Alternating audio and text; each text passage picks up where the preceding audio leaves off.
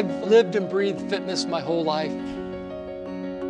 I've always exercised, I've always worked out. It's a passion of mine, and it's a passion of most of the people that work in this company.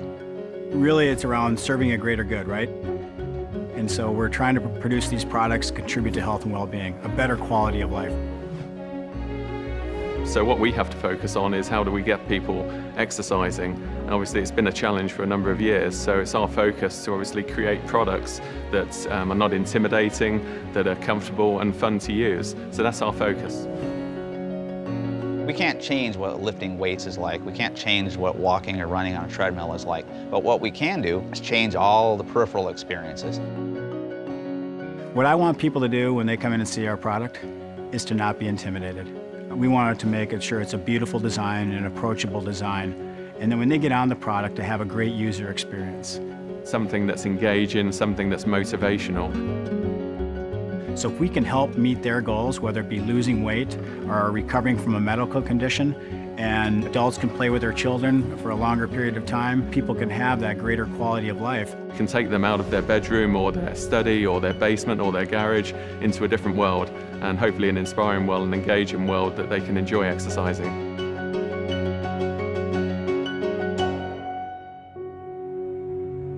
乔山的经营哲学是健康、价值、共享。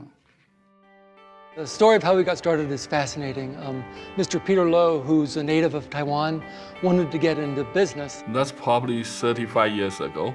In that time, my father, in order to make a living for his family, he didn't need to work very hard. So that's why he decided to create his own business. So he and an assistant, Jean Hung, wrote 2,000 letters to different companies all over the United States. And finally one reached back to him and he said he could do it. And he was going to be manufacturing barbells. But Peter didn't know what a barbell was, and Peter didn't know what a weight plate was. So he sketched out the drawing on a napkin, put it in the mail, sent it to Peter Lowe. And he looked at the drawings, and after he hung up the phone with Ivanco, he looked at the person next to him and said, "What is this?" And we have to make it. And that was our first order for Ivanco barbells back in 1975. This is our first foundry. The industry was really at its birth point. Nobody had any idea that this industry would get as large as it's become today. It's incredible. Peter started off from very humble beginnings to actually getting to where he is now with over 2 million square feet of manufacturing plants. We are a global company. We're a company of the 21st century. It's wonderful actually working for a family that's very much involved in the business. There's an absolute passion which inspires every individual to go with them.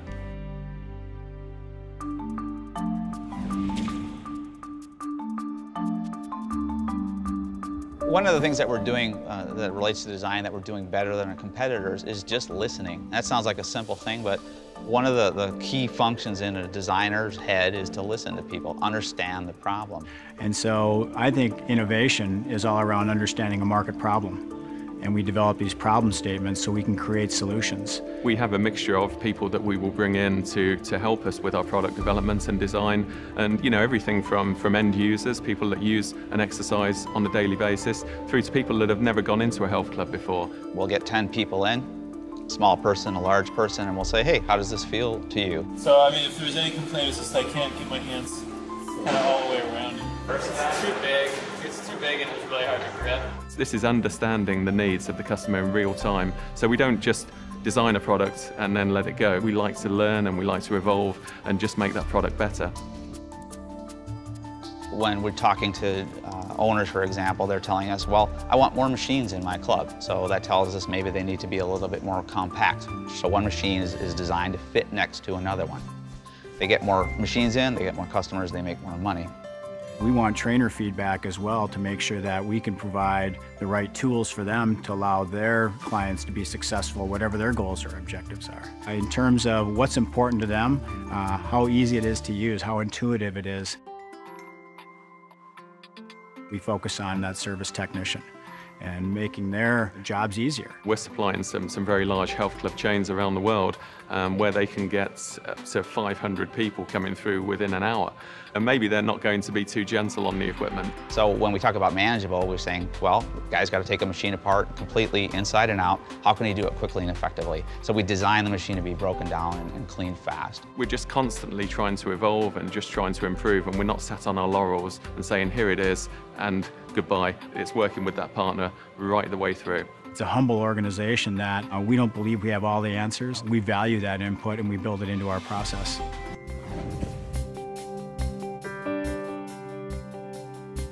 One of our key advantages is that we are vertically integrated. We control the process from the beginning to the end. So when we make a roller in Taiwan or Shanghai, we control what bearing goes in that. This is really what differentiates Johnson HealthTech to our competitors, because we have this total control over our production and manufacturing. We don't source a lot of our components, so we're able to control the quality, control the cost, and provide a better value for our customers. From the point of choosing the materials, through to the individuals that are assembling the machine, right through to the quality of the level of customer service that you're able to deliver. Customer care is important because we are the face of the company.